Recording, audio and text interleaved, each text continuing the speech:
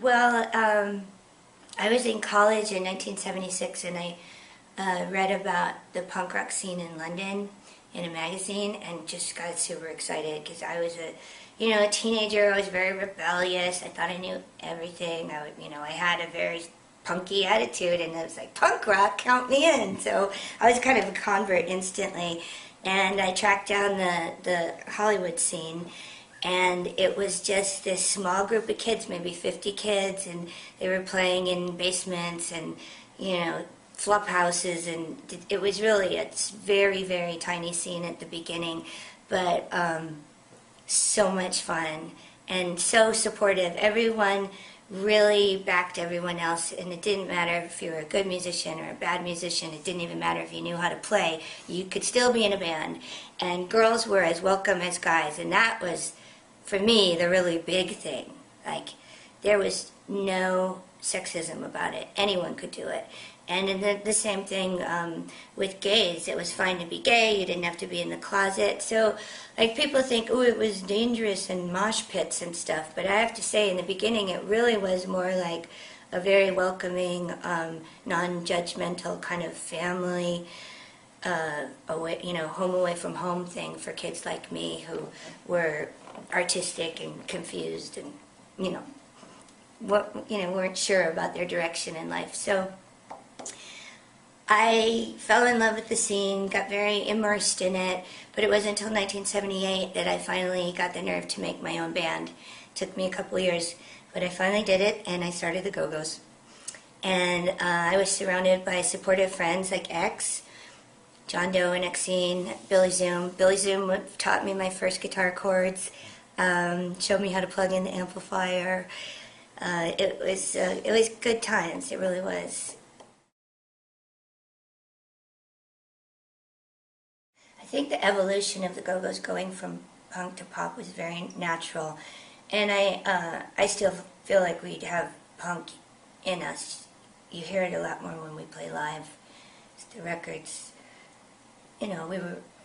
some of the recordings aren't exactly perfect. Well, let's say none of the recordings are perfect. And I feel like we're a much more powerful sounding band than you can hear on record. Although later on we got a little bit better at recording, and I think some of the later work sounds more like the band really is. But yeah, the evolution from punk to pop was very natural. It wasn't like, some puppeteer came in and manipulated us. Just over time we got better at songwriting, we got better at playing, and we naturally just sort of moved more towards pop, which is the music that we all grew up loving.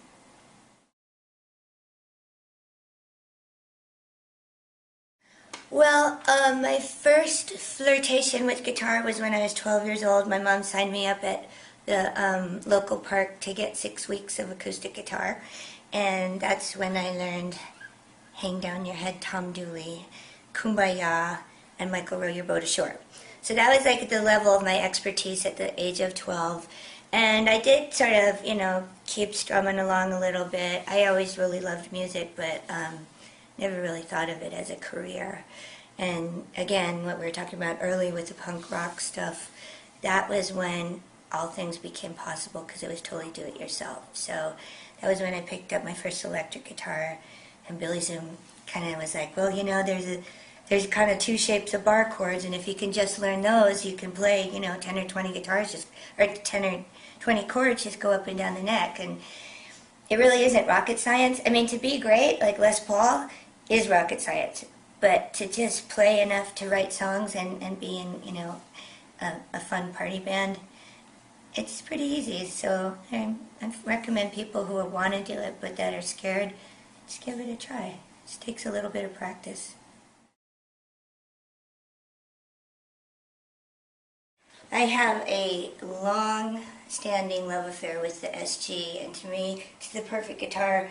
I kind of have no interest in playing anything else. I've been playing them for 30 years, and there's like a really long list of why they're the best guitar.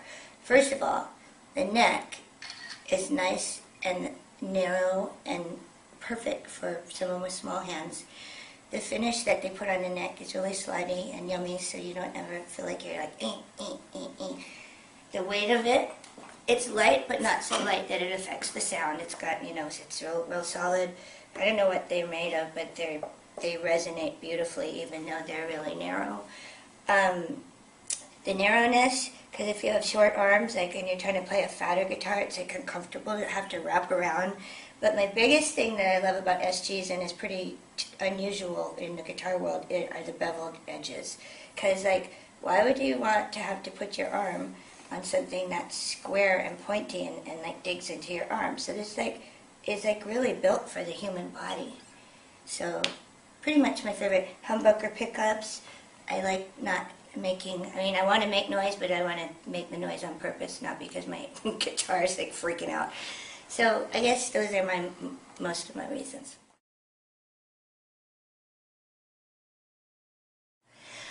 I have I've never really played with people I've never met before, and didn't do rehearsals.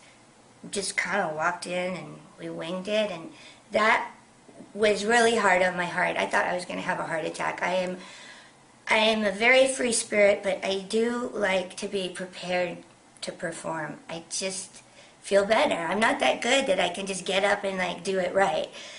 But they are. So the show, my whole experience was like half terror, half elation, kind of equal mixes of both. And I enjoyed myself so much.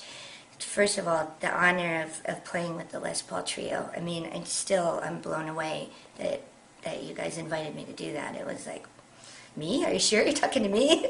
And then also the honor of singing some of those old standards that I've been in love with my whole life. Like the Judy Garland song, K-Star, Julie London.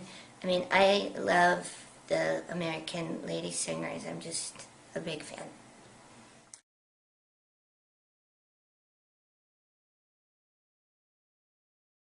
I had to go with Lady Robotica because who doesn't dream of being made into a superhero and getting your own comic book? And I'm so lucky that I became friends with Bill Morrison, my partner in Lady Robotica, who is a comic legend, and it was his idea to make me a superhero. And we're just getting ready to put out issue 3, and it's kind of, again, every time something like this happens to me, I feel like the luckiest girl in the world. I have the best life. I love it.